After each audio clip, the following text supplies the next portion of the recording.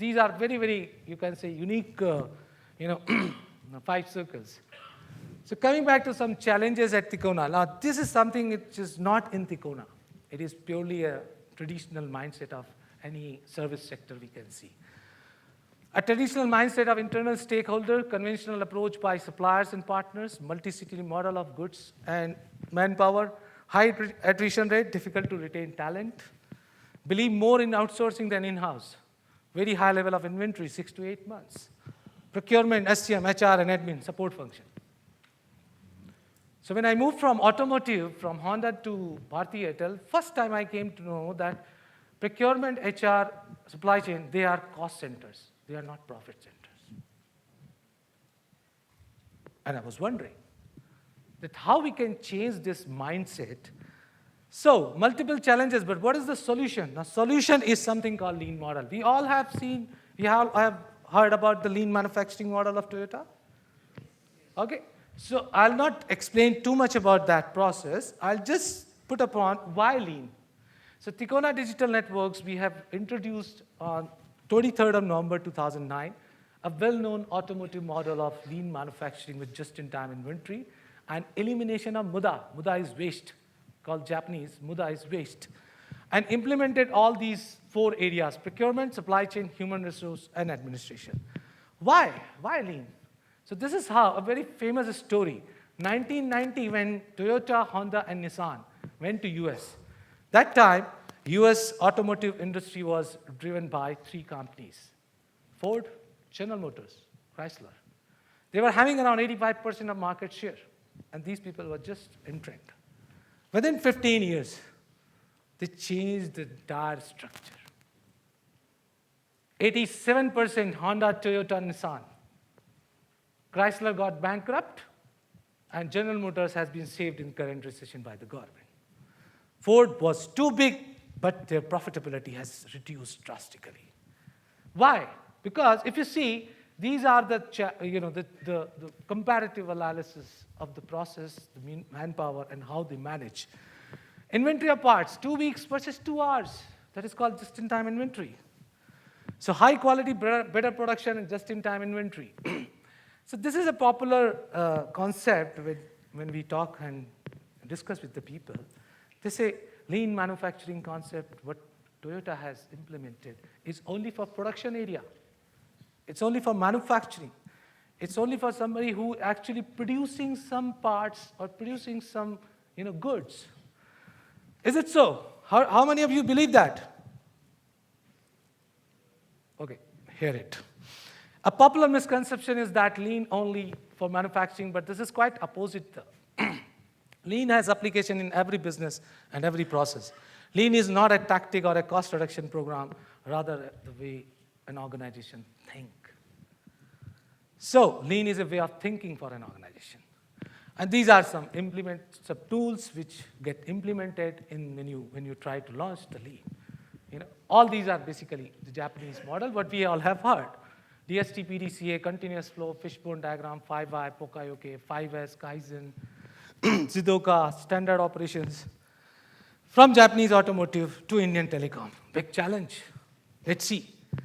So what we did in 3 years, if you see, 28 procurement, 57 supply chain, 17 human resource, 15 administration. What they count is 117 innovative projects under this lean model. 117 innovative projects under this lean model. So if you see input, process, output. So I'm not going to explain or to talk more about what we did in terms of the business process re-engineering, what we did about the process enhancement, what we did on the automation, what we did on the material management, what we did on the multiple aspect of the process related. Today I'm talking only about man. So today let's talk about the human behavior. Changing something, how you have interacted with the humans, and what are the challenges, and how you just converted those challenges into opportunities. So this is all the winning strategy. But before we start, trying to see what exactly the human behavior, some of the nice codes, what we implemented, let's see what are the challenges. So here is your friend. Now you know who's your friend, right? The one person who came from an automotive industry, and there are top management, board members, senior members, all stakeholders, other department heads, partners, suppliers, other city members, team members, department team members. So here is the challenge. 20 departments, 3,000 employees, and 700 suppliers and partners. How to convert the way they think about the organization, about the lean. That's a challenge. That's the volume of the challenge. So the first thing what started is, let's try to understand step by step, 4 or 5 thought process, how the manpower behavior has been changed within the organization. There are 1,000 ways not to do anything. Those are called excuses. If I go and ask somebody to do some kind of changes, they will say, my business process is going to be impacted. I'm not open to the changes. So those are called problems. There's only one way to do the things. That is called passion. And that is how we get innovation. We get into an innovative model. So that's a thought. In the season of Olympics, have you ever thought why plane races of 100 meter and hurdle race of 110 meter? It happens, right? In Olympic, plane race is 100 meter, hurdle race is 110 meter. Wow, what a beautiful thought. It's because when we get hurdles, we achieve 10% more. Right? So, the hurdles, the problems, all those things in our day-to-day life, we should know what exactly are the hurdles, how to cross them so that we achieve 10% more. Second thought, a little bit on a lighter side, with no offense to the people. How a Japanese people think. Japanese attitude of work. If one can do it, I can do it. If no one can do it, I must do it. Now, Middle Eastern attitude of work. Wallahi, if one can do it, let him do it. If no one can do it, Ya Habibi, how can I do it?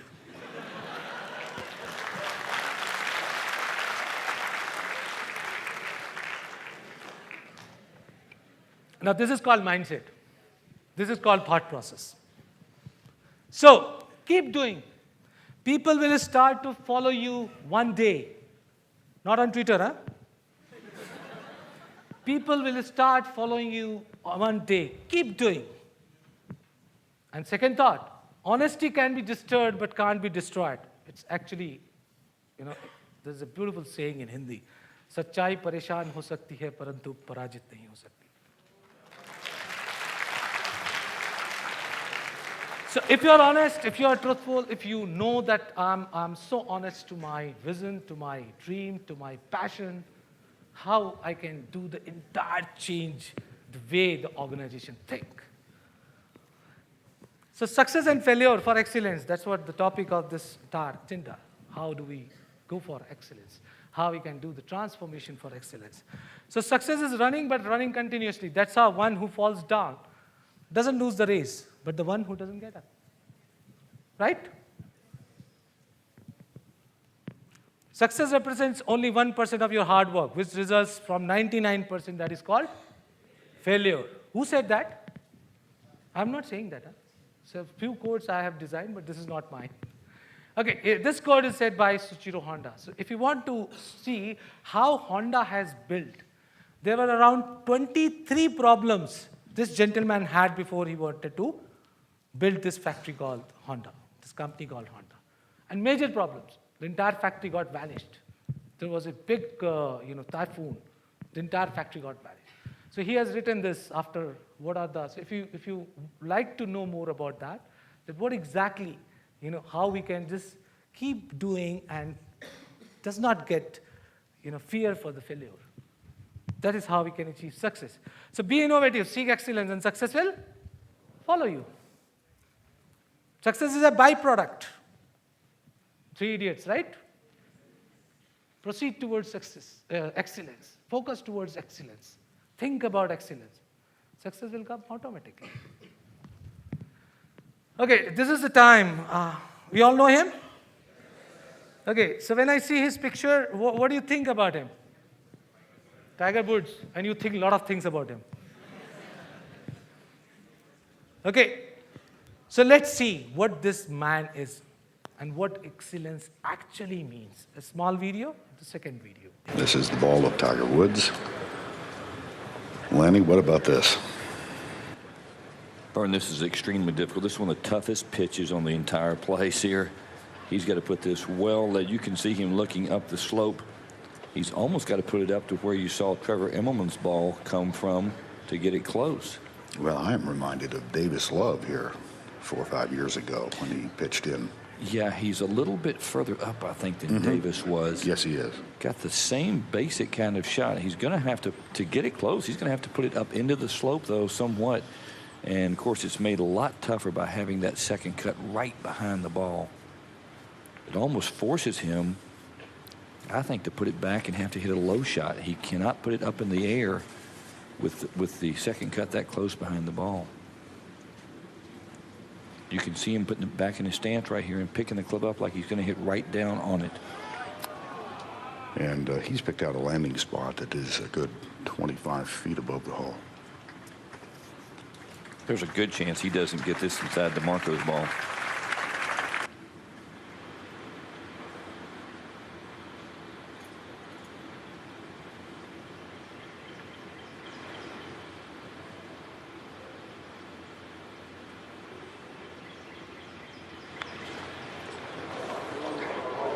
Well, here it comes. Oh, my goodness.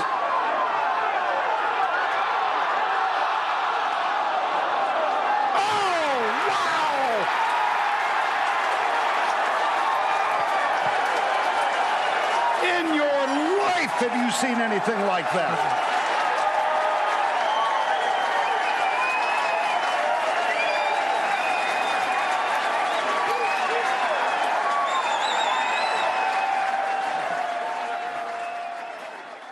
Can we have a big round of applause of this gentleman?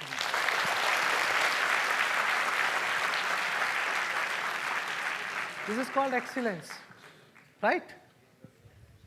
This is called something which is unbelievable. And that is how this gentleman, even after all those problems, went out, didn't play the goal for 2-3 years. When he came back, within 3 months he was at number 1. Simple. That's how, the power of excellence. You see that if you see the entire video, what is more important is not that shot. What is more important is the time he spent before playing that shot. What he was doing. He was just checking each and every aspect, going to the field, seeing the slope, and he was planning to design the shot in a completely different way so that he can achieve that excellence. Wow. Okay, this is how something about knowledge versus ego, very common in corporate culture. When you start talking to the people, first thing, a person whom you are interacting, the barrier comes as a part of, I'm senior, you are junior. Then how the thought process start mingling along with all those things. So before coming to that particular point, let's understand, ego is inversely proportionate to knowledge. Agree? So what knowledge says? And what ego says? Ego says, I know everything. And knowledge says, you know better than me. So these are some thought process which we have implemented to all the internal stakeholders, giving them, praising them, sir, you know better than me. If you want to do this way, you can do that.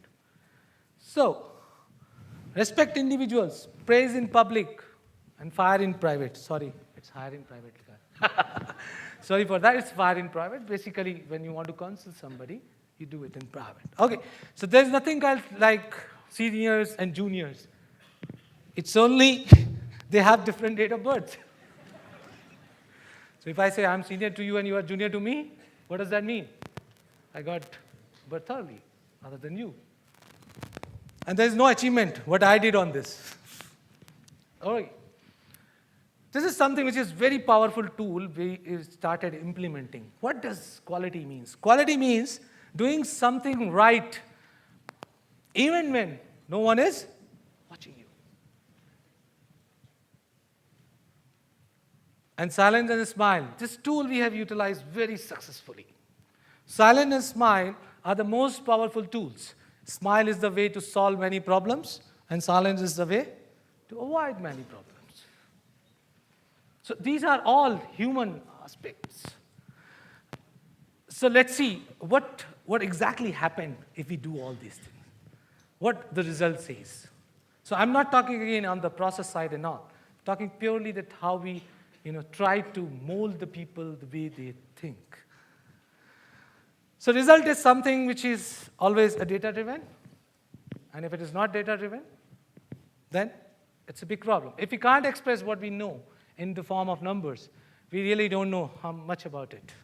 If we don't know much about it, we can't control it. And if we can't control it, we are actually at the mercy of chance. A lot of people you see in a corporate world, or even normally, 90% people in India, doesn't live in their houses. They don't have their own houses. Now that, basically the vision or the kind of the thought process or the kind of the statement which is more like feeling-based. So data speaks louder than feeling-based conversation. Okay, so I'm coming to closely, end of the presentation, supply chain management, procurement, human resource, and administration. What we did. Let's see the result analysis. Inventory turns. If we see, we all know inventory turns, that how many times we rotate the inventory. The right side top chart is the top companies of the inventory turns. That shows that top companies recently report published by Gartner is McDonald's 142, Apple 74, Dell 35, Samsung 17. You see, this is how the transformation has happened. Inventory turns from 4 to 16, 17. And number of days inventory from 87 to 24. This is our number of days of some of the products. CPE, customer premises equipment, after the lean model launched and implemented. Access point, 353 to 45. Radio, 198 to 80. Local material, cable, 84 to 30. 238 to 80, batteries, 124 to 21. So if you see, multi-fold level of inventory has been reduced. This is how the stock handling at warehouses. We handle around 34, 33 million of stocks in terms of quantities. And what is the performance level? So we don't monitor in the percentage. We monitor in the 6 sigma level. 4 sigma to 5 sigma, 5 sigma to 6 sigma is the performance. How it is. This is how the BDO audit report, the right side, if you see. The BDO audit report started saying that the first audit they did in 2009, October, the kind of the inventory variance with the Oracle books versus physical was around 5.08 crore, which has reduced to just 5,000. And you can see the graph, the trend analysis. If you see, we have actually done the transaction on the left side of around 1,000 crore rupees material transaction has happened in the warehouse in last